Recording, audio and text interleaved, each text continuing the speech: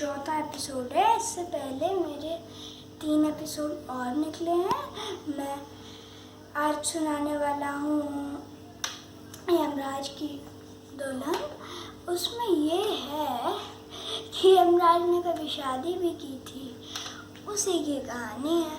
अब मैं शुरू करने जा रहा हूँ। बहुत साल हुए, यमराज यमलोक से ऊब गए थे, लेकिन तो वो यमलोक से ऊब गए थे तो वो धरती पर आए।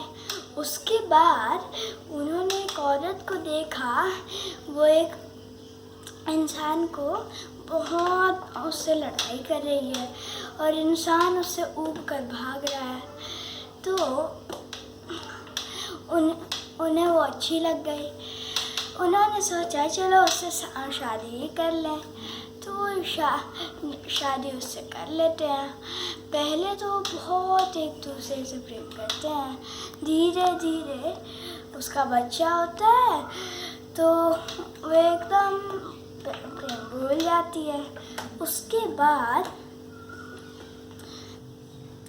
उससे लड़ाई करने लगती है कुछ दिनों में। तो यमराज भी डर जाते हैं। तो एक दिन यमराज तो ऐसे सबको दिखाएंगे नहीं रूप, वो अपनी पत्नी को भी नहीं दिखाते थे, वो पुरुष के रूप में आए थे। तो वो एक दिन शांति से वापस हम लोग चले गए और वहाँ पे वापस रहने लगे। तो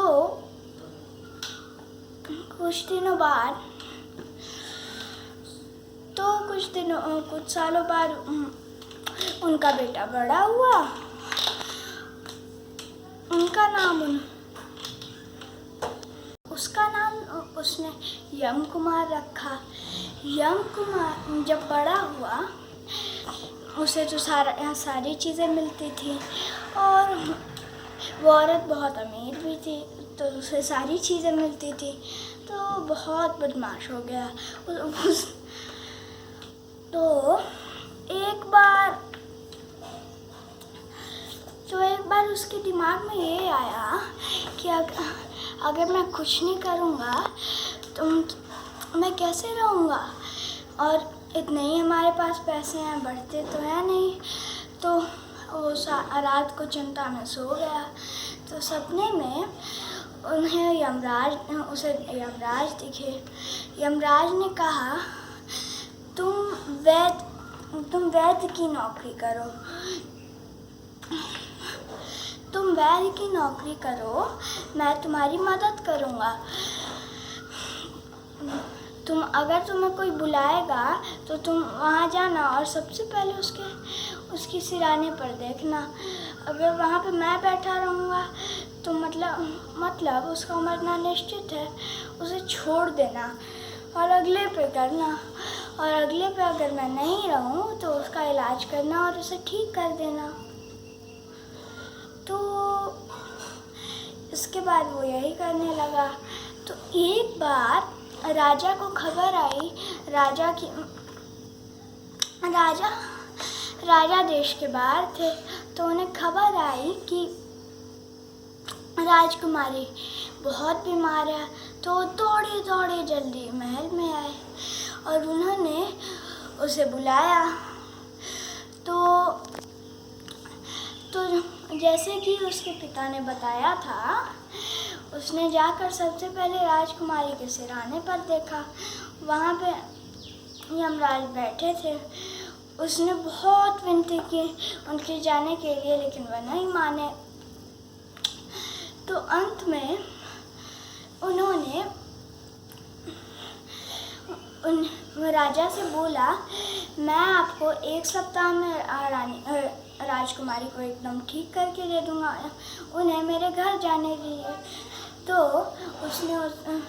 राजा ने बोला, ठीक है, 1 सप्ताह का तुम्हारे पास समय है।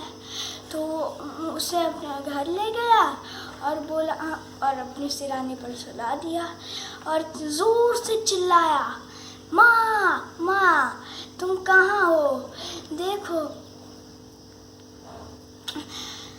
देखो पिताजी तो यहाँ है। यमराज घबरा कर जल्दी से भागे और यहीं यमलोक में हमेशा के लिए रह गए। कहानी खत्म। भाग गए तो जैसा कि राजा ने प्रॉमिस किया था कि वो अपना आधा राजपाट और अपनी दे देगा। तो उसके बाद क्या हुआ, वो धीरे धीरे ठीक होने लगी और एक सप्ताह बाद पूरी तरह से ठीक हो गई। तब राजा बहुत खुश हुआ और उसे अपना आधा राजपाट दे दिया। कहानी खत्म। हाय दोस्तों, तो आपको ये कहानी कैसी लगी? कमेंट, लाइक, शेयर और सब्सक्राइब ज़रूर कीजिएगा, जिससे आप मेरी कोई कहानी ना मिस करें।